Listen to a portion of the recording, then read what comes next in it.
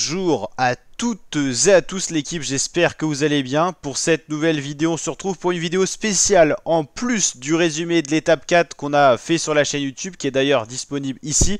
On va s'attarder sur les événements de la course, vu qu'on a eu l'étape neutralisée pour conditions météorologiques pendant un bon moment, 20-25 minutes de temps de latence où les coureurs comme les spectateurs ne savaient pas ce que la course allait advenir. On va regarder justement les principales images de cette course-là. On est à 45 km de l'arrivée, qu'est-ce qui se passe? La route est glissante, il fait 2 degrés, il pleut, donc les conditions météorologiques sont trop dangereuses pour les coureurs. La course est donc neutralisée pour l'échappée et pour le peloton qui était séparé à 2 minutes 20 d'écart. Il y avait même des poursuivants à 1 minute 20 derrière l'échappée. Les coureurs sont arrêtés pour cause, il y a une moto qui a glissé, une moto de la garde républicaine qui a glissé sur cette route détrempée et également une voiture qui a été accidentée, une voiture de directeur sportif AG2R La Mondiale.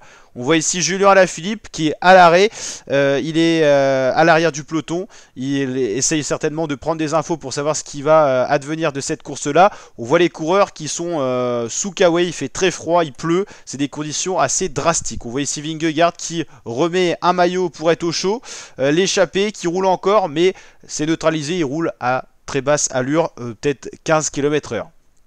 Dans le peloton, c'est un peu le foulis. On voit le maillot jaune ici qui décide d'aller prendre des tenues un peu plus chaudes dans le coffre de sa voiture Vispala The Bike. Cette voiture-là qui est proche du peloton, c'est la voiture numéro 1, c'est la voiture du leader. C'est pour ça qu'ils ont cette opportunité d'aller rapidement à leur voiture. Voilà, on voit les coureurs qui savent pas trop où aller. La moto accidentée, alors le pilote il est debout, il a rien, donc ça c'est plutôt pas mal. Mais en tout cas, ça montre que la route était bien glissante. 2 degrés, oui, ça suffit avec de la neige fondue pour avoir des routes glissantes. Les coureurs qui passent à côté, qui évitent donc cette moto accidentée, c'est également pour ça que la course a été neutralisée. Route trop glissante et surtout des engins accidentés qui peuvent causer des chutes dramatiques pour les coureurs. Donc je pense que c'est jusque là une très bonne décision.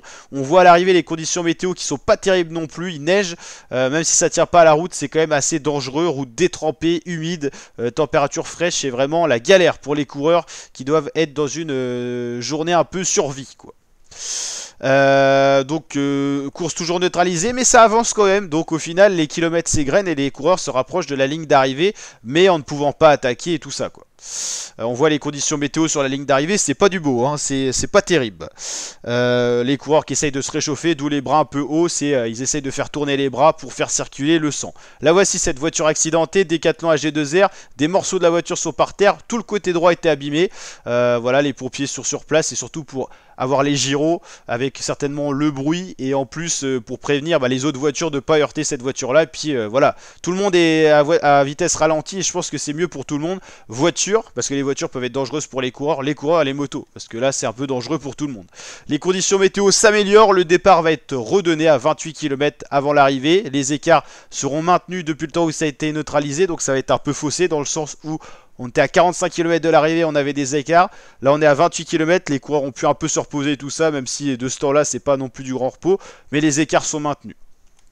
Et donc le départ est redonné petit à petit pour les échappées et tout. Donc là c'est Talabardon, responsable de la course, qui explique un peu ce qui va se passer. Départ à nouveau à 28 km de l'arrivée. Il y a eu 20 minutes 15 km où la course a été neutralisée du 44e au 28e kilomètre. Et donc le départ qui va être à nouveau donné.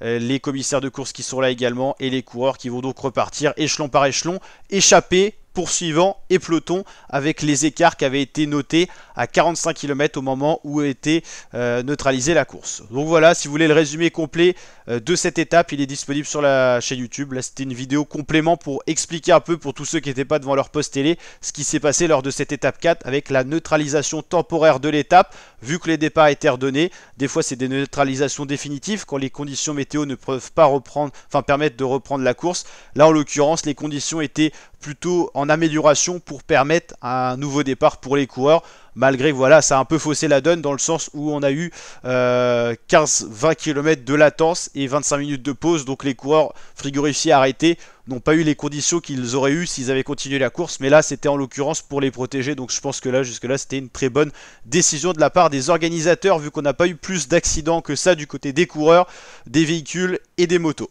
Allez, je vous dis à très bientôt pour de nouvelles vidéos et notamment l'intégrale Paris-Nice 2025 sur la chaîne YouTube. Ciao les fratés et à très bientôt pour de prochaines vidéos.